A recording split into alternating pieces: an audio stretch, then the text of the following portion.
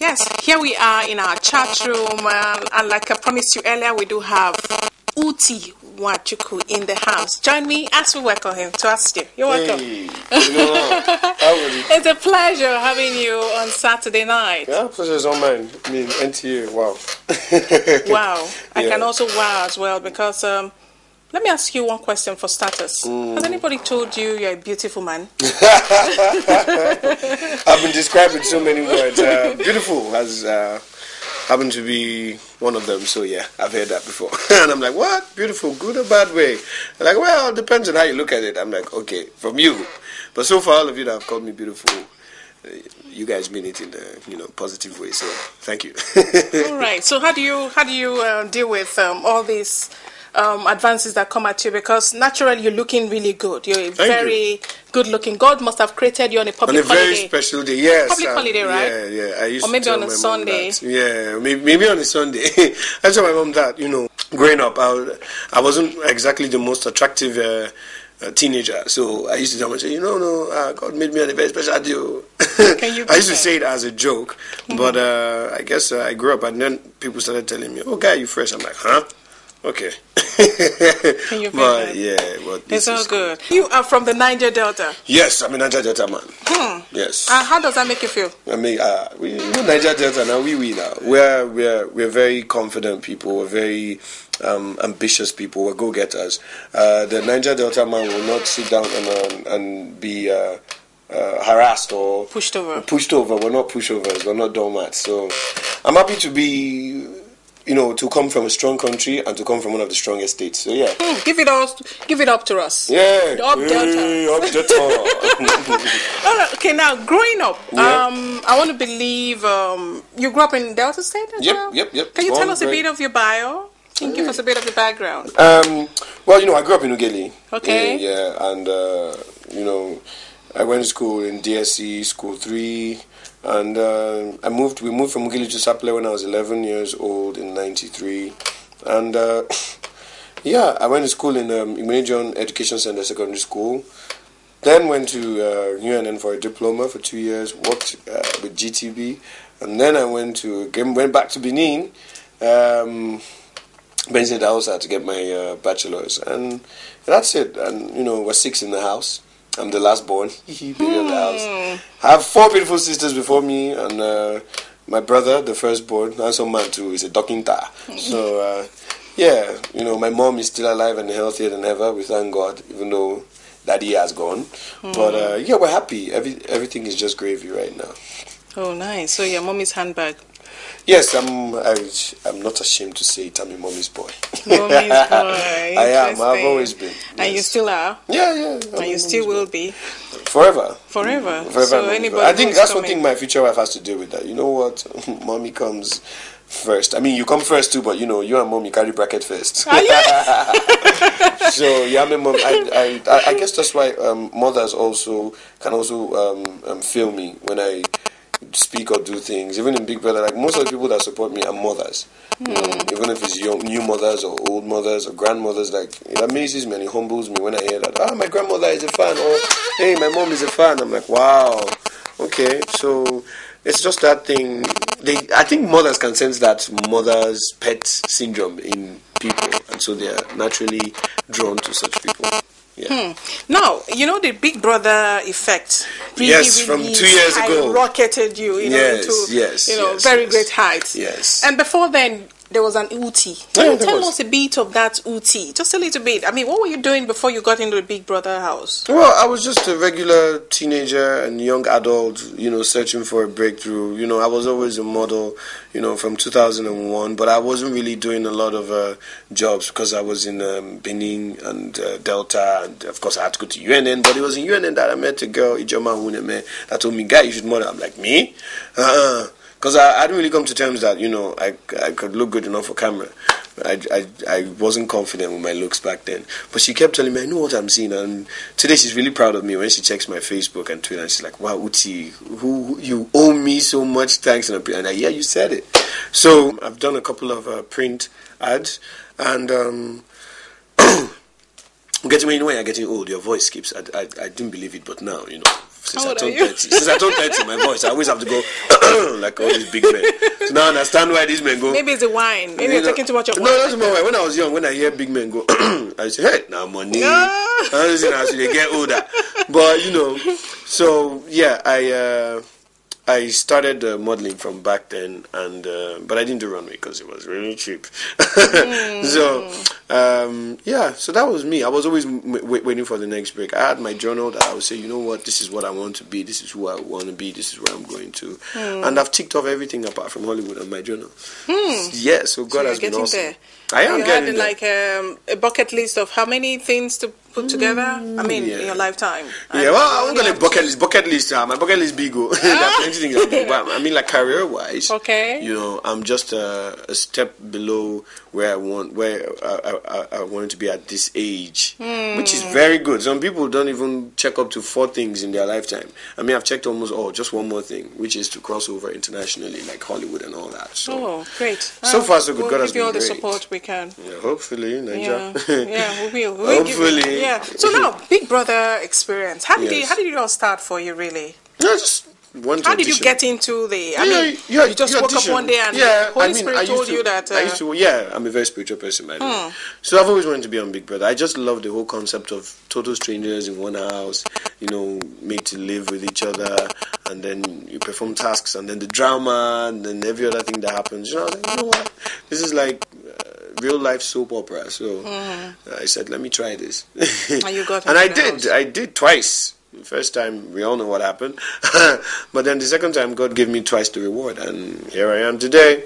It was a great experience. I'm not going to change it for anything, because the Big Brother house is the world in a nutshell. It's like it is a social experiment, where you have you shrink the population, and put everybody inside one building. The building represents the world. Each person represents different personalities and tribes and whatnot in the world, and you see how they interact.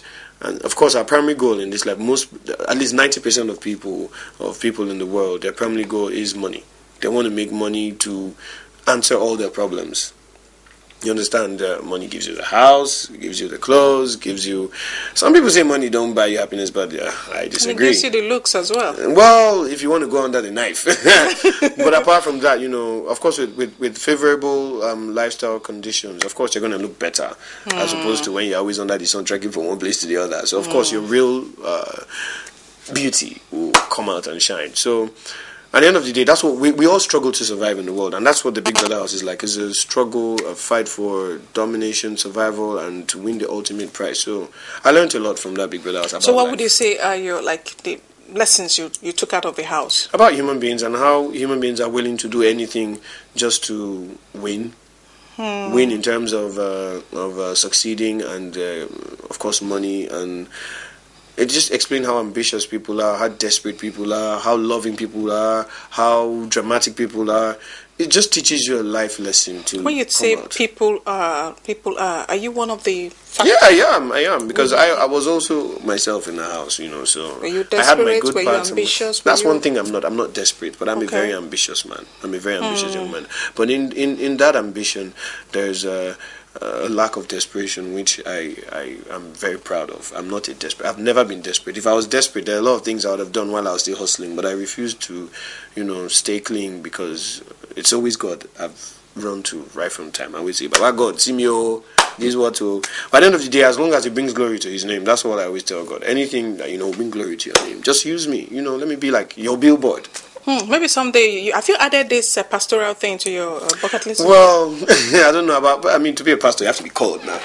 I'm just very spiritual. I'm in touch with my inner spirit and with my Creator, because I'm one of those. I'm a miracle child. I'm the child that came when my mom had stopped, had said, no more children, and she was actually saying, okay, you know what? Because she had 5 kids, and she had they had been trying for another boy after my brother, the firstborn. But she was like, you know what, it's all right, let's stay with our 5 kids. And I think she actually told me she was under a contraceptive. So it was an accidental discharge? Not accidental. I mean, it's not like I don't know. That's like going into too much details. But, I think like you take pills to not get pregnant. So, but she still got pregnant. Like, wow, I'm pregnant again. And when she was pregnant, there were so many things that happened. You know, people come and say, "Oh, you are going to give birth to a great man," or "Oh, it's a boy," and she's like, oh, "Okay, how do you know?" You know, without going for a scan, she was like, "Okay, fine." When she was pregnant for me, it was very dramatic, and then she gave birth to me, and since then, you know, I've had like different prophets and people coming to tell me, "Oh, Uti, you shall." I'm like, You know, I've survived how many near-death experiences, you know, and the worst one was when the doctor had said I was going to die in a couple of hours, you know, and then the next morning he came in, and I was in a coma for like 3 days, and then in 3 days I opened my eyes, and the guy was like, he was expecting to come to see a dead body. The woman. It was typhoid, you know, but they were treating me for malaria back then, so they had to move me to another hospital, and then, you know, they found out it was typhoid, but it was too late. So they had already closed the case. So, you know, as at that moment, the woman, I can never forget, at Wayne-Rose Hospital in Warri, the doctor came and said, "I hope, I'm a doctor, and I'm telling you this, I hope you are a Christian." I said, "Why?" You say, "Because your case." She told me, like, this thing happened when I was in KG3. She saw me when I was in JSS3. And she's like, wow, that every time she sees me, she's filled with joy. I'm one of those patients that she can't explain what happened apart from God. So she told me that, she's like, "You better hold God close, because your case was definitely divine. It had nothing to do with medicine, and there's a reason why God allowed you to live. So make sure you stay close to him so he can use you for that purpose." What would you say you enjoy the most? Oh, I love, apart from my career, which is modeling, TV presenting, acting. One thing I also like to do is to grow with people. I love to see people with talent shine. That's another thing I like to do. And I'm a giver. You understand? I love to give people. You know, I don't know how to do it, because, you know, people, sometimes it's not easy. Not that I don't know how to do it. Sometimes it's not easy because there are a lot of opportunists out there. And there are a lot of greedy people, you know, that never get satisfied or always want more, you know. One more. So, yeah, so it's a bit difficult. But what I have to give, I always like to give. Especially when you give it to someone that doesn't really expect. I think that's like my high. You know how people sniff to get high and then, you know, they feel so euphoric and all that. For me, it's when I give. There's an immeasurable amount of joy and peace you feel in your heart when you make someone happy. And someone also told me that one of my missions is to put a smile on people's faces. I'm like, oh, really? Oh, you're already putting smiles on people's faces. I hope so. No doubt. I hope so. So for modeling, what's your, I mean, it's something you do effortlessly.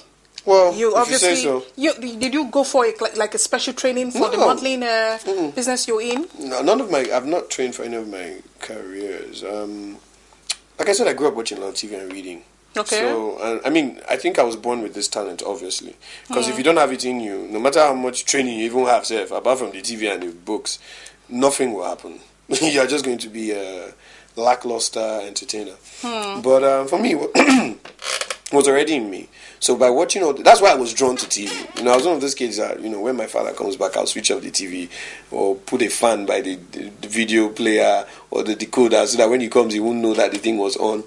You know, because I was drawn to TV, and there are some kids that naturally didn't really. They will watch TV after some time, they would just leave. But me, I was one of those kids that I was sitting in front of the TV from morning till evening because I was fascinated by entertainment. So the TV was your school? TV and magazines and books. Schooled you? They schooled me. So it has nothing to do with what you read in university? I read computer science and education in Benson Idahosa University. Okay. Yeah, and, you know, book smart, thank God. I'm also, you know, I was one of those smart kids in school. So I also graduated at the top of my class, 3.9 GPA.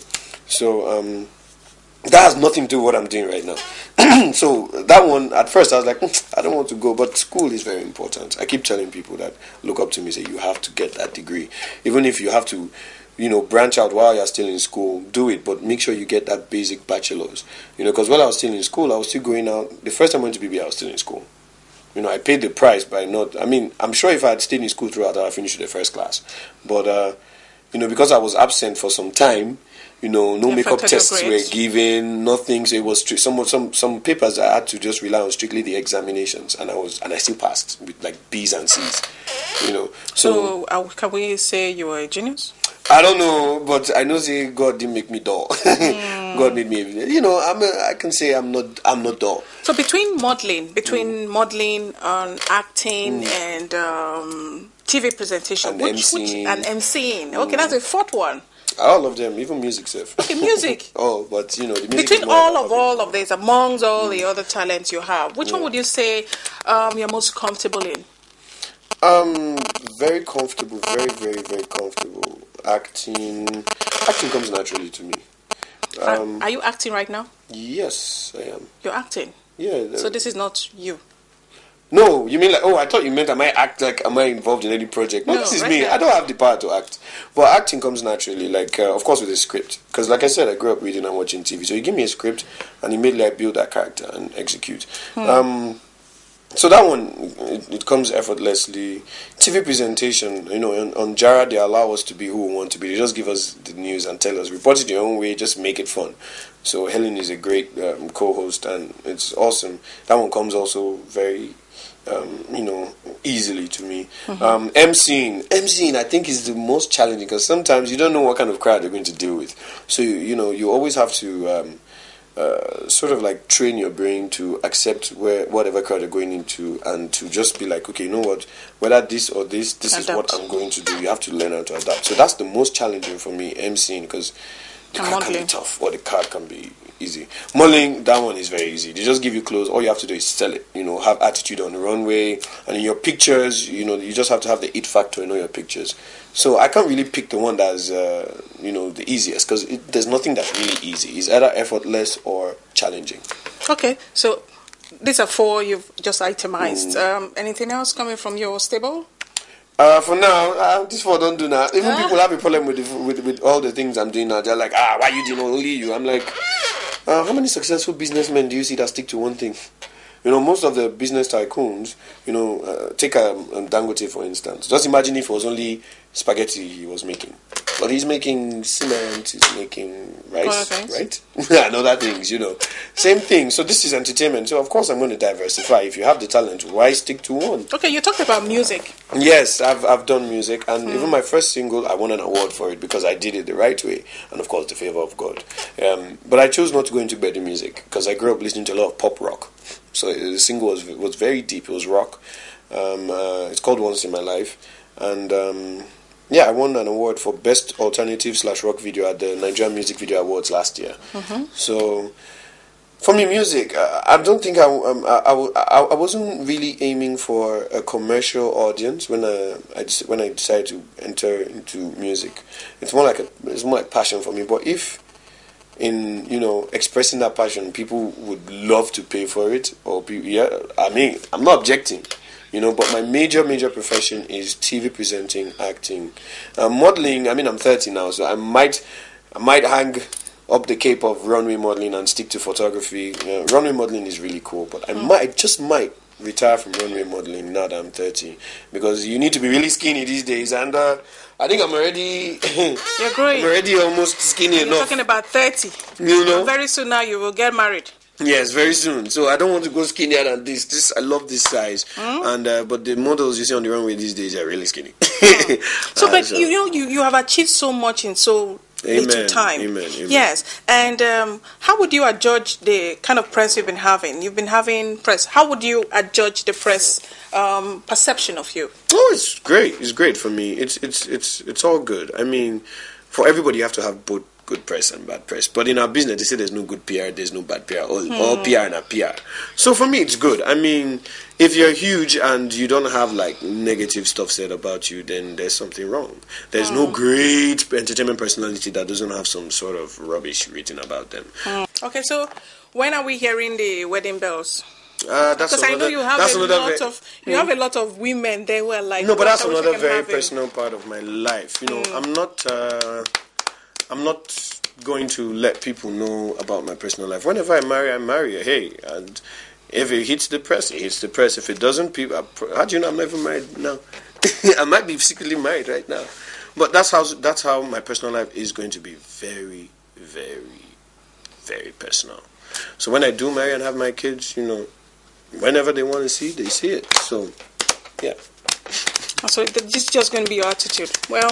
I don't. But really... you have to be now. You have to be. The only thing that really concerns everybody is the professional part of you, because that's the part you're. But have you realized that once you step out of the box of privacy, you become a public figure. Oh, yeah. You become a public object. Yeah, and when you become a public object, you have to choose what you decide to make public. You don't have the right anymore, don't you think so?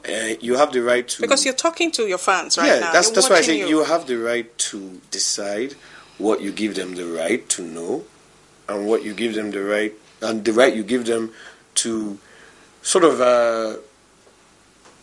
how will I put it now? In layman's terms, tassy you about. You understand? Okay. So, like I said, you become a public item, but that doesn't mean you allow them strip you off of every clothing you have. Because you're a public item, does that mean you run naked on the road? So in as much as you become a public item, you're public in the sense of your career. And for people that make their personal lives public, honestly, I'm really sorry for them. So it's great when they say things that are lies about you as public opinions, because that one, you feel safe inside the truthful public life personal life you live. So it's great. You should know what you want people, the access you want people to have into your life, how far you're willing to let them into your life. Don't let people all the way into your life. Don't. No matter how public you are, don't. Let them see you outside. You sign autographs, you shake people, you hug, do charity, do interviews, do whatnot. But when it comes to your house, comes to your family, that's a no-no. That's it. I like your attitude. Yeah. You just don't care. And it's okay, it's fine, right? Tight a bunch. Yeah. It's a pleasure having you on the program. Here's wishing you the very, very best as you go on. So your last words to the people before we go, because we're wrapping the last right words now. About tell them. Live your dreams, and have a very positive attitude, and dream impossible dreams, because the most impossible dreamers end up becoming the greatest achievers in life. Don't let anybody tell you can't do it. I'm a living proof. Thank you so much. Thank you. So, viewers, on that note, we say thank you so much for staying tuned to Saturday Night. Until next week, have a pleasant night.